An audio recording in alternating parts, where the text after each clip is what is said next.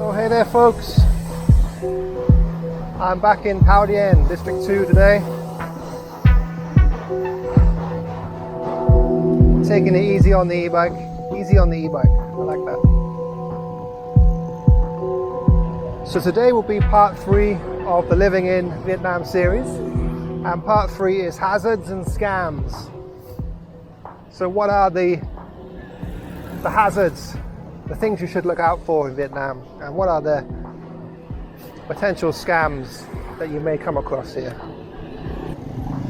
So as you've probably seen from my previous videos, the traffic here can be pretty hairy, pretty precarious, and that's my number one hazard for Vietnam today, is traffic.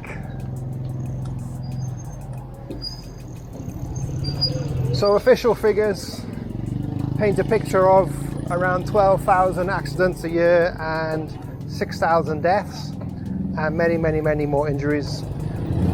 Although, in my opinion, the number of accidents is massively higher than this, and the number of life-changing injuries and serious injuries and even deaths, I think, is much higher as well.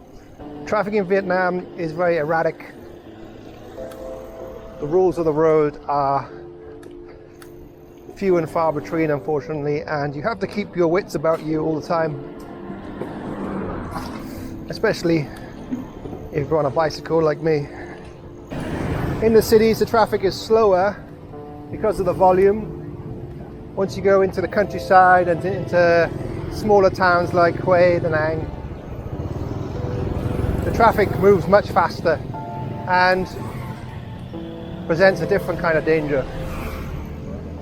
You have to be very careful of large vehicles here. Large vehicles tend to have the right of way no matter what.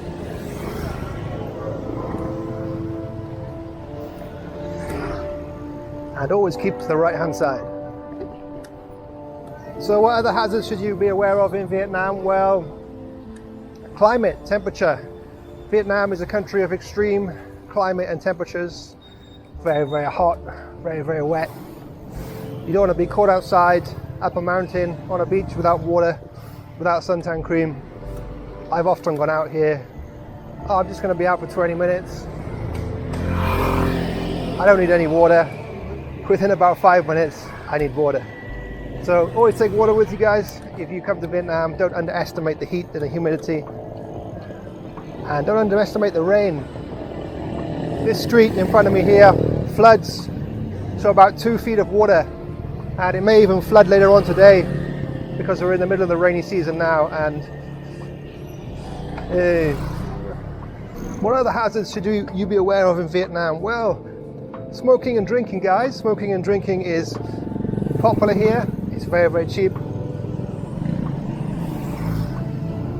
And it's easy to get sucked into a drinking every day kind of lifestyle.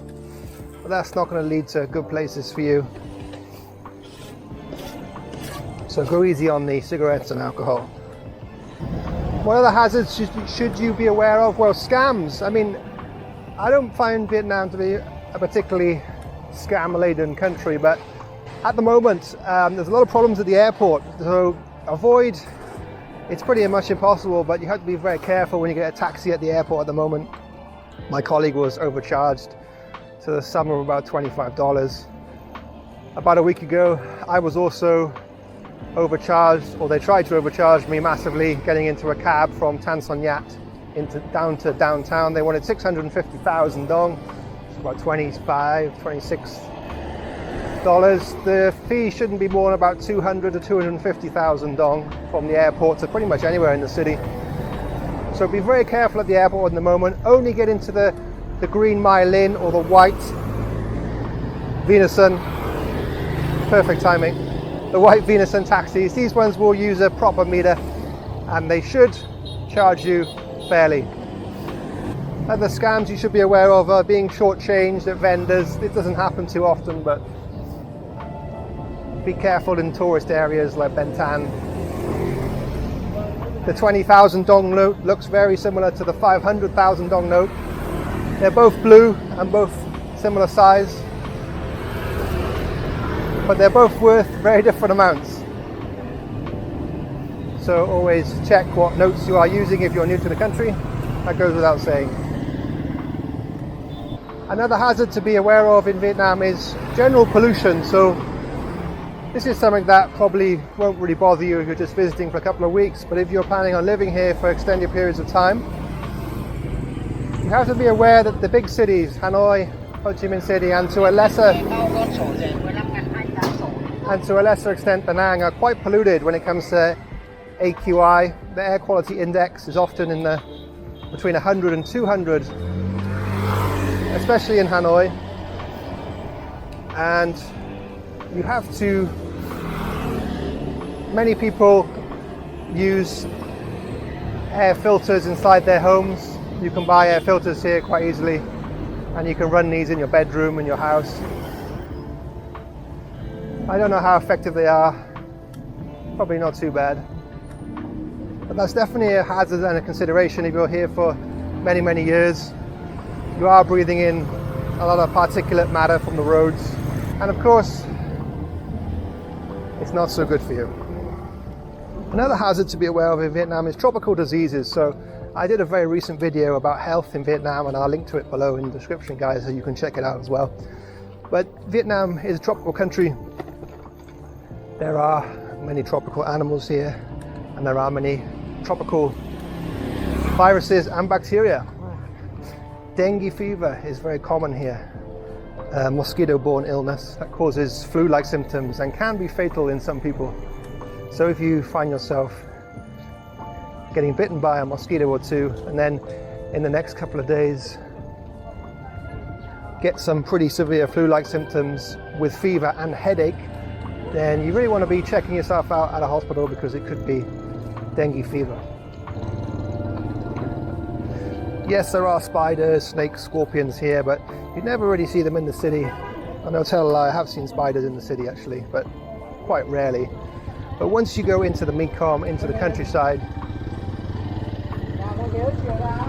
be very careful walking through fields, rice fields, trekking in the jungle, things like that, because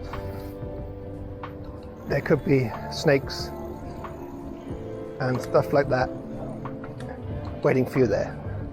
Another hazard is renting accommodation. So you won't have problems with hotels typically here.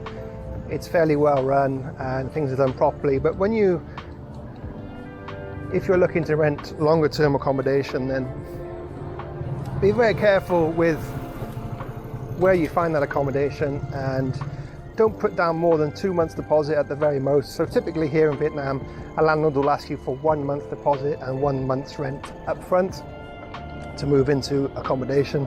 But if you want to rent an apartment or a house or something a bit bigger for a year or more, they will ask for 2 months deposit. I've not heard of 3 months.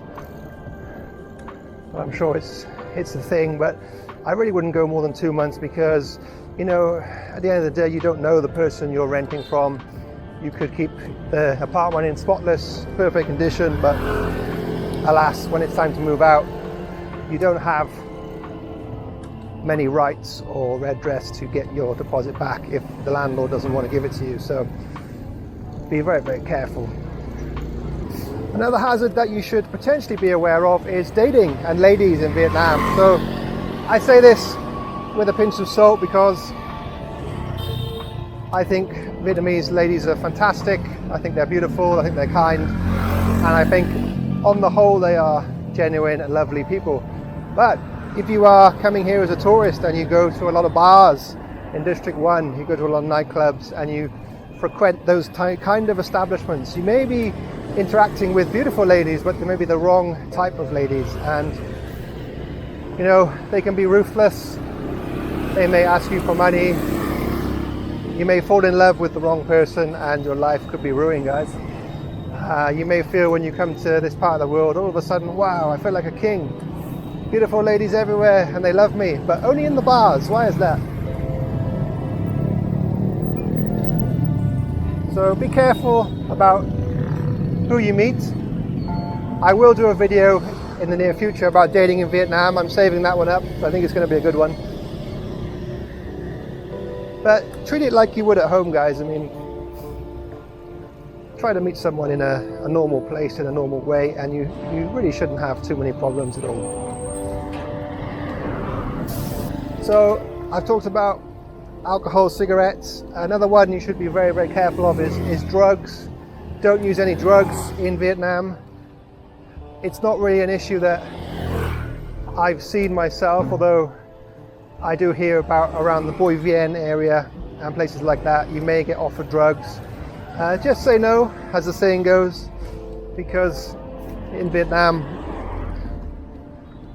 the law enforcement really doesn't mess around when it comes to drugs, especially any kind of harder drugs, and you could, find your holiday and potentially your life becoming ruined just by a stupid mistake you made. So stay away from any kinds of illegal drugs in Vietnam, guys. Another hazard you should potentially be aware of is food and drink and water. I mean, obviously I keep mentioning don't drink the tap water here, only drink bottled water.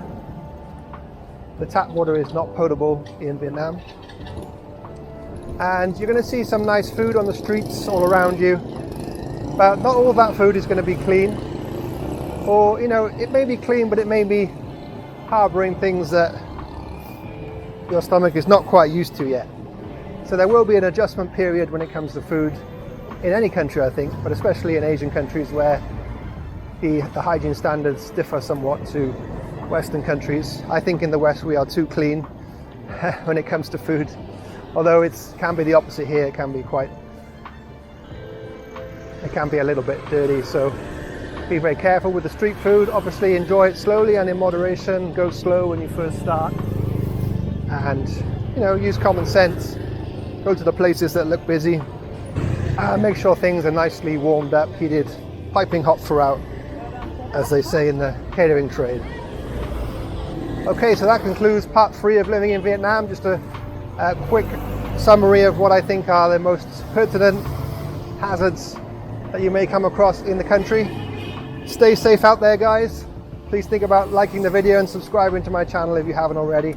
I'd love to get your support. Plenty more stuff to come in the future. Please leave some comments below. I'd love your ideas for future videos, and I'd love to start a discussion about what you think are the hazards and risks in Vietnam.